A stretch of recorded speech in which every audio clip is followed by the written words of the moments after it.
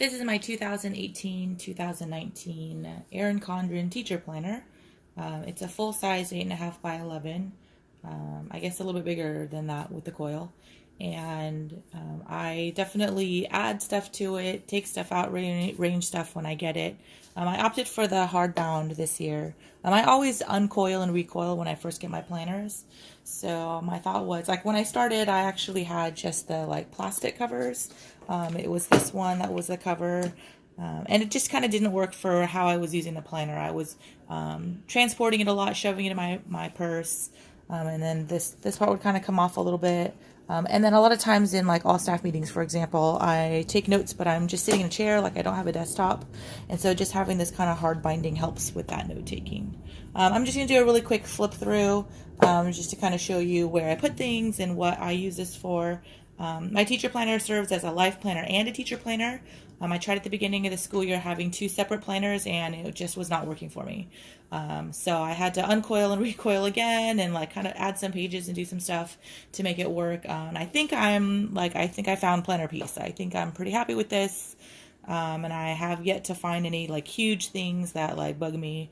So that's where I'm at. This Post-it's not normally there. I'm just covering up some faces. I put the folder in the front. That's one of the first things I always do. I feel like it makes more sense. I like to have things that I need right away in the front, and it also serves as like a nice reminder, like, oh, you need to turn in this form to get reimbursed. And when it's in the back of the planner, like that constant reminder is not there. So these are just kind of like pages that I need relatively soon. And then back here, because this folder is so like strangely sized, I don't know what that's about. I just have like blank scrap sheets of Erin Condren paper, just kind of for pen tests and for doodles and for scribbles. Like when I start writing, I usually test the pen first. I like having the Erin Condren paper as to use for this because the quality of paper definitely affects what the pen looks like, and that for me is kind of everything. I moved one of the 3 sheet protectors that I got with this planner. I moved one of them to the front just because it has like schedules for the school year, stuff that I refer to pretty often. This is our our bell schedule for this semester. And I use this a ton. Like every week our schedule changes a little bit. And so I just I laminated it and then I put those, whatever you call these things, tabby things in there. So I can move it around when I'm planning and then just snap it right back into place. This is something that at my school we're referencing a ton because we need to know like, oh, what day is that? What's going to happen on that day? What's that schedule? So it's nice to have that, like a really quick access to that. Here's the front of the planner as it was, and not much exciting there that I've added. This is that first initial spread. To be honest, I don't really remember what was written under here, but I kind of don't use this as much as maybe I could. I'm still trying to figure out what the best use for that one is. Right now I just have like a couple of like little, memorabilia stuff that my sister has sent me. And I'll probably add to that if things come up throughout this school year that I want to remember. I kind of use this as like teacher planner, life planner, and like quasi scrapbook because I don't have time to make a separate scrapbook. So there's that. This communication log I don't use. This is normally not here. I'm just covering up a phone number. I don't really know what to do with this. All of our communication at my school site is saved electronically. So it seems kind of silly, and I'm constantly contacting parents. So like this would not be enough anyway for a communication log if I were to use it for what it was intended for. This is the 18-month quick glance calendar. I really like this because it like under here I have some like password information for like sub plans and like a doctor's phone number, things like that. But I also like it for big picture type of things. For example, my son has to go to a cardiologist once a year, and it's really hard for me to remember that I have to like make that appointment. So this kind of 18-month at a glance helps for those kind of big picture things. And then little notes to myself throughout the year of things that happened, like, for example, ordering Christmas cards last year, how many I ordered and when I placed the order and how that affected delivery, things like that. This is just that month at a glance. I bought these separately because it started in January and that didn't work for our school year. And then I'm using the grid pages as like a finance page. And so I have like PO numbers under here and amounts that we have in the account. and then a log of like reimbursements, because I usually end up having to buy a lot of stuff from my own like account and then just getting reimbursed for that. This is blank. I have a feeling that the finances will probably bleed over into here as the year progresses. Okay, so I added a ton of notes pages at the beginning of the planner. And so the beginning of the planner, if it starts in July, I don't even remember what the planner actually looked like before I did this. The beginning of the planner would be over here. And then this is just a whole bunch of notes pages. And I know for a lot of people that the bulkiness that it adds to the planner is too much. For me, it's kind of a sacrificed thing. Like, I'm okay with it because I just really like having everything in a one-stop shop. I'm involved a ton at my school, and so all of these tabs represent a different thing that I do, and just to have it organized like this really, really helps. And so we run Link Crew at my school, so there's notes for that. I'm helping take care of Teacher Appreciation Week this year. So these are notes actually from last year that I just copied over. I attend a lot of like conferences, and so speaker notes will just go here. Sometimes they're neat, sometimes they're like super, super messy. This one, the last one I went to was from CMC. It's a California Math Council, and it just got like really, really messy. But I'm kind of okay with that because it reminds me of like my experience. I took on yearbook this year, and so I have a pretty substantial section for yearbook because I don't know what the heck I'm doing. And so I just want to make sure that I record everything so that next year goes a little bit more smoothly. CSF notes, this is a pretty short section. It's actually only one page. This is my, I think, 9th year doing CSF, so I've got that pretty well taken care of. Instructional coaching, just a few pages for that. We're funded hourly this year instead of annually, and so we don't expect to be doing a ton of stuff this year for that, but notes pages are good for that. We have an improv group at my school that I handle, and again, I've been doing that for about 5 or 6 years, so that's pretty much taken care of, but just a few ideas, because as we get new captains, they always have new ideas of how to improve the team. And then meeting notes is probably the most substantial because I do attend a lot of meetings. I'm involved with so much at my school that I go to leadership team meetings. Of course, we have department meetings, and as an instructional coach, I have one-on-one meetings, and so there's a lot of pages devoted to that. The rest of this is blank, and so that's just for meeting notes as we progress.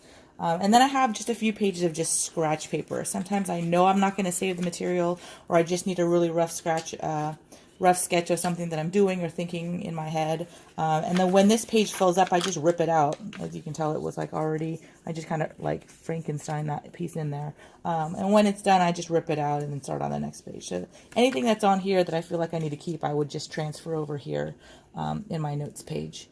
For me, like the act of writing, it helps me remember the content. And so actually rewriting it serves as a great memory aid for myself. So I know some people might think that might be a waste of time, but again, that for me is kind of how I retain the information that I'm getting. And then we get into the actual planner. So now we're past like all of the notes pages that I added in there. I got this in July, or maybe I want to say mid-July. And so I went back and I filled in just the months. For me, the stuff that I do for this school year doesn't start until August. And so, but it's just nice to have like kind of a memory of what summer was like. And then this page I used for like summer goals, things I wanted to get done over the summer. I think I got like 10% of those things done. As we get into August, and this is where like the bulk of my work starts because of Link Crew, which is a freshman transition program, you start seeing more work. So one of the things I do, and there were a couple more of these blank layouts. And I know online a lot of people are asking, like, well, what do I do with these? Do I rip them out? Do I save them? Whatever. I actually use them as like templates to see like, well, what do I want my planner to look like? And since I had never used a teacher planner prior to this year, I always use a life planner. I was just kind of like fooling around. My first attempt was just in pencil and kind of figuring out what I wanted it to look like. And so this was like my idea of what the template would look like. And it started looking like that actually as the school year started. This is just kind of like notes to do pages. The school year starts here, so you can see that layout kind of following through, where I have like the bulk of the math classes I teach, and then some extracurricular stuff, and then that kind of like lesson homework template. But as I progressed through the school year, I found that it kind of wasn't working that great for me. Like I don't normally write down all of my homework because we have that electronically. Plus, I have a lot of like binders at school that have my written lesson plans down, and all of that information's already in there. And so as I progressed through the school year, September, October, and to now, like I kept trying new things. So this was one attempt. We're on a block schedule. So like, for example, I would only see this class 3 times a week. And since it was Labor Day this week, I only saw them twice. So I only saw them in these, in these spots here. And just having that little box for a block period wasn't enough. So for this week, I tried to bleed that over. It looked okay. I'm not super stoked on the way that Labor Day thing came out. But it was kind of like, it didn't feel organized to me. Like that's not how my mind organized that information or the schedule. And so that kind of didn't work out that great for me. I thought it was maybe the highlighting that was a little bit too busy. And so I tried an outline for this week. It was slightly better. And then I tried it without, and just doing color coding. And I like the way this one looks. It's nice and neat. It's very, like, it's organized, in terms of color. Like, for example, geometry, I meet them on Monday for a traditional day, and then Tuesday, Thursday for block days. And so my brain, I think, started, like, wrapping itself around, like, what that layout looks like. And then, again, trying a few other things. My handwriting was getting a little bit crappy as the weeks went on. And then what I lost this is about around the time that I started losing touch with my life planner and trying to get some more stuff into here. And in my life planner, I would usually put like a picture and then like a little caption of what was going on that week, if something funny happened or something picture worthy. So I started kind of doing just like a month at a glance look for the spread, only because like I never know what to do with the spread. I don't really write a lot with it. I really need to catch up. I'm only halfway through October and we're already halfway through November, but this is going to act like kind of that scrapbook template. I should say that when I do months, I don't normally write them out first, so I do a kind of a hybrid backward planning. Let me see. No, not yet, babe. I'll tell you when I'm done, okay? Okie dokie. Okay, so this is like forward planning, but I never know what's going to stick. No pun intended. So I just have like blank post-it notes. Things I know for sure are going to pan out. Like finals week, that's not going to change. Then I'll write that in. And then when the month is over, I'll go back in, or as the month is progressing, and definitely when the month is over, I'll go back and like fill in some stuff. Add a couple pictures here and there. Okay, so this is when I started looking at like a hybrid teacher planner, life planner. So this became like kind of my life planner where I was just doing home stuff here, and then everything else was for school. And I should mention that I'm at school like 80% of the day. So it does make sense that all of this would be for school and then just a little column for home.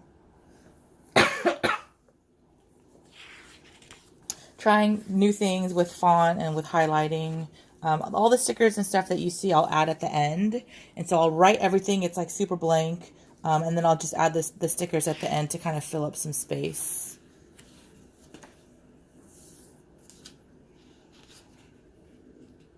And so one thing I really like about this teacher planner is the fact that these are blank. And I thought that was going to stress me out. But I have a student teacher this year, and she's starting to take over my Algebra 1 and geometry classes. And so I'm finding less and less the need to write down everything because she's the one that's doing the lesson planning. So for example, this column was a geometry algebra 1 hybrid. Because I have block scheduling, I see geometry and algebra both on that traditional day, but then they ping pong back and forth over the block days. And so I this week was able to just use one column for both of those classes because she was teaching those classes. That opened up some blank columns for me. So I kept the extracurriculars. I just moved that one over. The home stuff kind of moved one over, and then I had like a daily to-do list going on there. This one over here is a running to-do list, things that aren't like super important as far as time is concerned, like they don't have to be done right away. And then I will have to copy it over and over again if I don't complete it. So like all of this stuff that's here, I did not do any of those things and it still shows up here. Still did not do any of those things and it still shows up here. This was kind of a sparse week. I didn't really have a lot going on this last week. I took the day off to do a field trip on this day, and I had lost my voice on this day, or I didn't have my voice on that day. You can still kind of hear my raspy voice, and so I didn't do much as far as teaching is concerned. And so here's that home column. And then also I have to add 2 extra little squares. And I just used a highlighter here, the midliner highlighters, and then wrote in Saturday, Sunday. And we don't usually have like really busy schedules on the weekend. It's like me sitting at home doing nothing and watching the kids or going to the park. It's not really anything too terribly exciting. And so that's how I combat not having weekends for the teacher planner, and also using this as a life planner. And so this is how this starts out. This is for this coming week. So this day is Veterans Day, and we don't have school, obviously. And so these are all the things I need to do this weekend, and I've done pretty good with my my checklist. But I have a Geometry Algebra 1 hybrid again this week because my student teacher is going to be teaching all of those classes, and we're giving an assessment on one of those classes, so I didn't need 2 separate columns on that. Extracurricular stuff got to move over. I have the boys' stuff and after-school appointments and therapies and all of that. And this is something I'm starting new this week, is kind of a daily journal. And so that's something that I was able to do with a life planner because I use the vertical, like the 3-block vertical planner. And that bottom block usually served as like, oh, today we did this, and, you know, my kid said something funny, and I'll write it down. And so I'm going to, if I can keep this up, then I can introduce this new column of daily journal to have that like record of our everyday lives. Like, we're super busy right now, and it's easy to forget this stage, and my kids are pretty young, and I don't want to forget this stage. Okay, so I only go a week in advance as far as planning is concerned. This is Thanksgiving break, it's blank.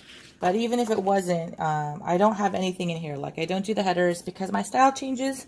I have daily sometimes, but definitely weekly. Whereas, like, I don't know what my handwriting is going to look like that week, and I don't know what I'm going to find attractive, or, you know, like this week I was all about capital letters. This week I'm all about, like, you know, print. And so I never really want to write anything in because I always end up getting mad at myself. Like, oh, now it's not consistent because my handwriting has changed for this week. And so it's blank as we move forward. And then a couple other things I kind of leave in here. Why is this tabbed? So I have, this is just a cover, but I put it in the middle. For one, it separates the like annual calendar, here's January, but also, sometimes, like, when I'm writing the very front or the very back of the book, like, I want it to be more evenly spaced. I don't know if that makes sense. So if I'm writing something like on the first few pages of this book, and I flip over here and I'm like writing on this page or whatever, it's so fat on this side, but then like so skinny on that side. And so I'll take that middle piece and just kind of open it up and then flip the book like that. And so you can see, can you see that? You can see that, like, oh, sorry. Now they're like, it's like in the middle. And so even though this is the front of the book, now it acts like it's kind of in the middle of the book because of that divider I put in there. It's kind of a weird thing, I know. I just do it to go with it. Okay. Little notes to myself for the next semester. I'm teaching a new class next semester, so some notes as I lesson plan really, really early for that. Just little notes to myself to, you know, pay a bill, or, you know, don't forget to do this thing because last year you forgot and everyone got mad at you, that kind of thing. As we move to the back, I use the... Okay, I'll be right there. I use this spread for just notes. This is for like grading. And then also, I don't use this like student checklist thing because I don't really know what to do with it. I'll be there when I'm done, okay? Okay. This is like my password thing. This is all like, you know, coded. But if I have to often change my password. So like if I have to change a password, I'll just cross it out and then click the next bar over just to kind of organize that. And then at the very end, I have like little notes to myself from the previous year. I also have the 2 sheet protectors here that have pacing guides for the classes that I teach. And at the very end, so this is before the binding, at the very end I have another set of covers, but if you open it up, it's got just post-it notes in here. So this is a really, you know, fast way to like grab the post-it notes. And I have them pre-cut to the size that I need them. And that's it. So that's my teacher planner, and thank you for watching. Let me know if you have any questions. Yeah, have a good day.